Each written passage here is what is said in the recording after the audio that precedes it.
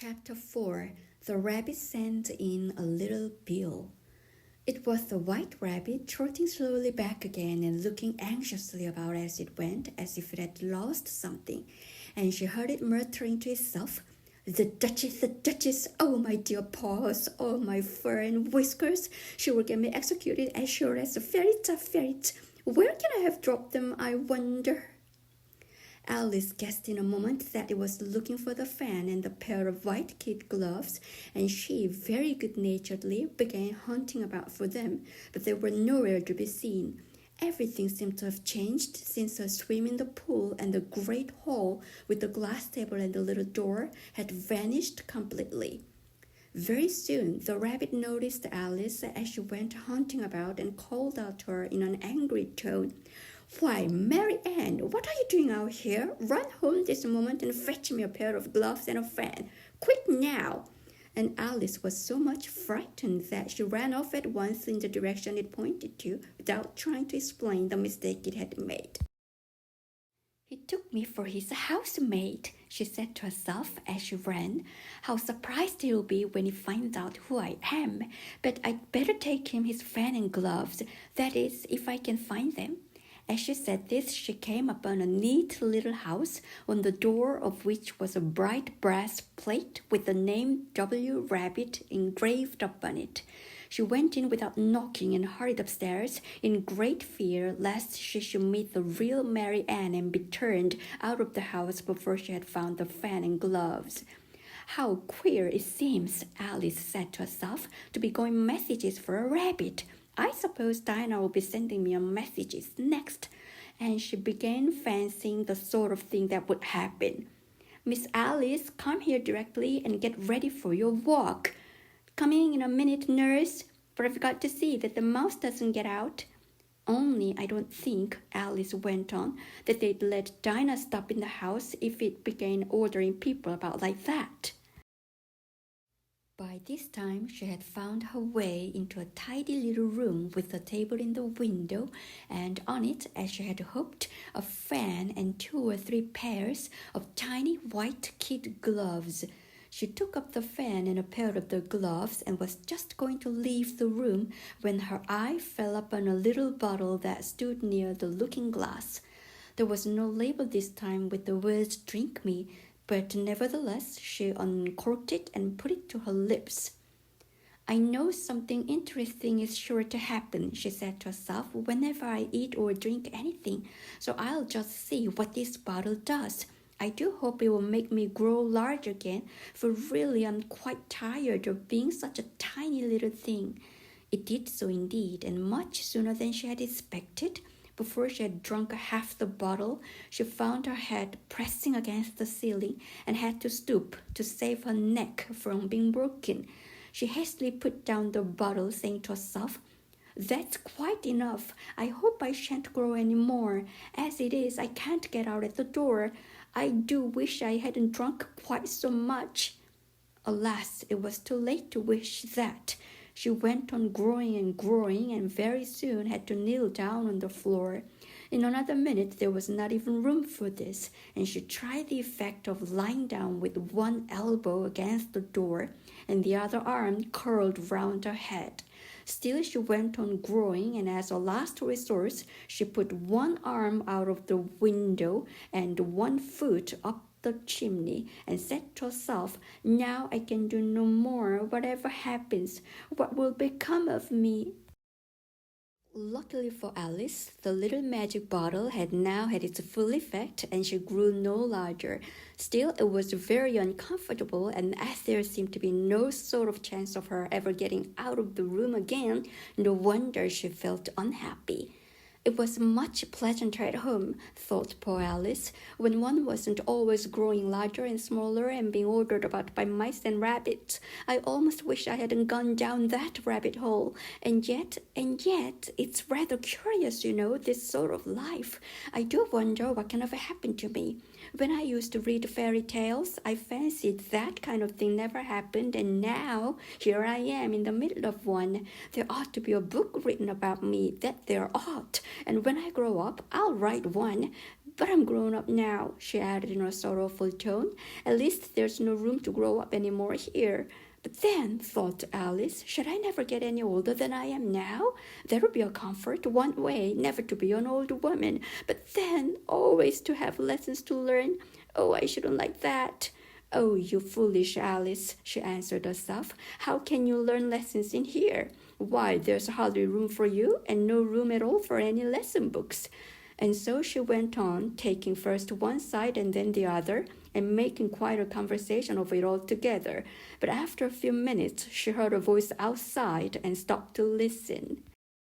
Mary Ann, said the voice, fetch me my gloves this moment. Then came a little pattering of feet on the stairs. Alice knew it was the rabbit coming to look for her, and she trembled till she shook the house, quite forgetting that she was now about 1,000 times as large as the rabbit and had no reason to be afraid of it.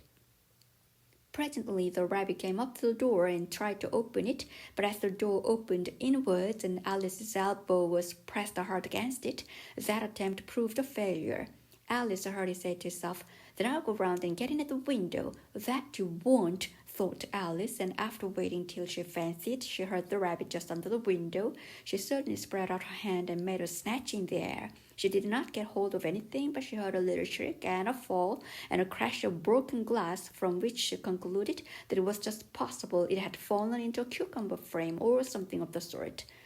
Next came an angry voice, the rabbit. Pat, Pat, where are you? And then a voice she had never heard before.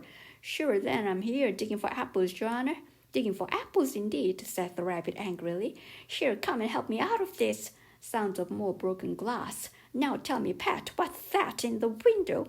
Sure, it's an arm, Your Honor. He pronounced it arm. An arm, you goose. Whoever saw one that size? Why, it fills the whole window. Sure it does, Your Honor, but it's an arm for that. Well, it's got no business there at any rate. Go and take it away. There was a long silence after this, and Alice could only hear whispers now and then, such as, Sure, I don't like it, Your Honor, at all. Do as I tell you, you coward. And at last she spread out her hand again and made another snatch in there. This time there were 2 little shrieks and more sounds of broken glass. What a number of cucumber frames there must be, thought Alice. I wonder what they will do next. As for pulling me out of the window, I only wish they could. I'm sure I don't want to stay in here any longer. She waited for some time without hearing anything more. At last came a rumbling of little cartwheels and the sound of a good many voices all talking together. She made out the words, Where's the other letter? Why, I hadn't to bring but one. Bill's got the other. Bill, fetch it here, lad. Here, put 'em up at this corner. No, tie 'em together first. They don't reach half high enough yet. Oh, they will do well enough. Don't be particular. Here, Bill, catch hold of this rope. Will the roof bear? Mind the loose slate. Oh, it's coming down. Heads below. A loud crash.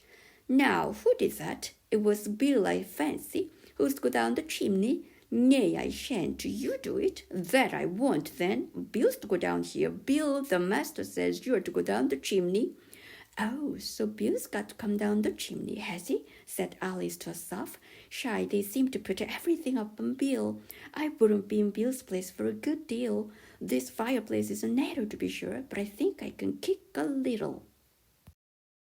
She drew her foot as far down the chimney as she could and waited till she heard a little animal. She couldn't guess of what sort it was, scratching and scrambling about in the chimney close above her. Then saying to herself, This is Bill, she gave one sharp kick and waited to see what would happen next.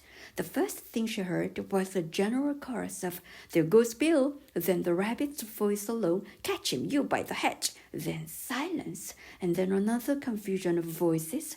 Hold up his head. Brandy now, don't choke him.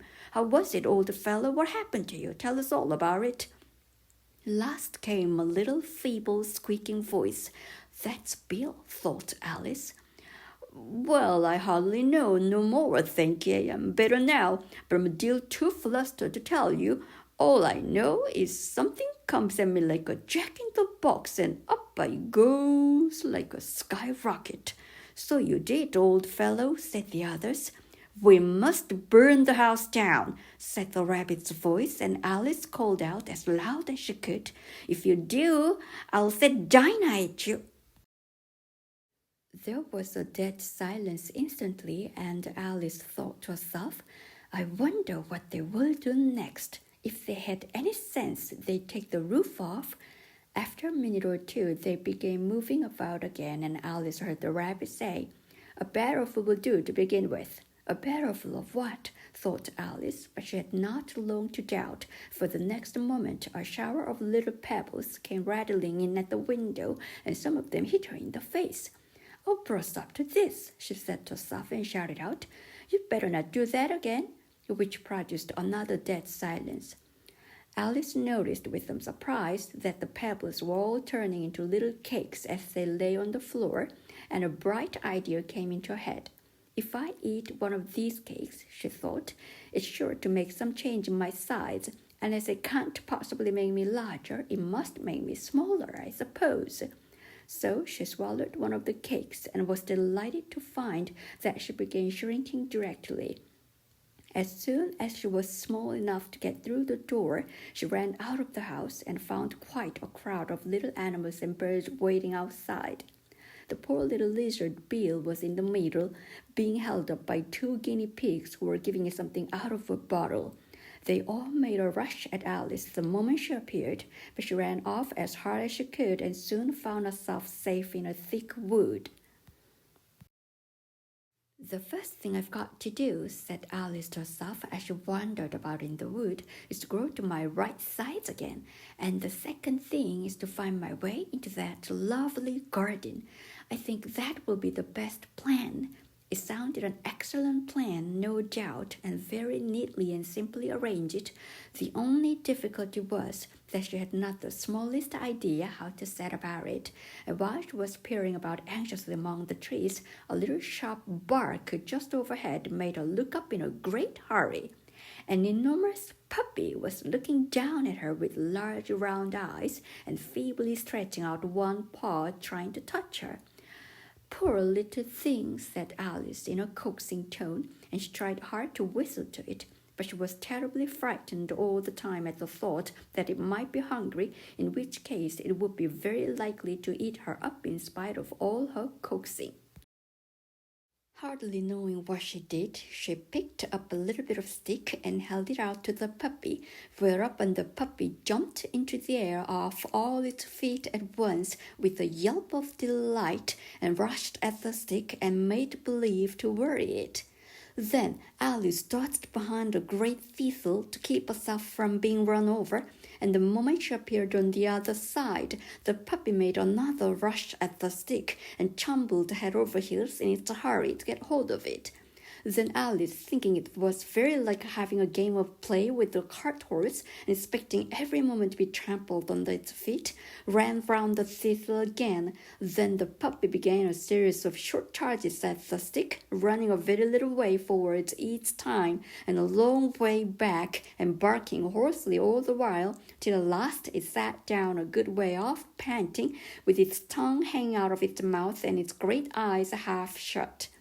This seemed to Alice a good opportunity for making escape, so she set off at once and ran till she was quite tired and out of breath, until the puppy's bark sounded quite faint in the distance.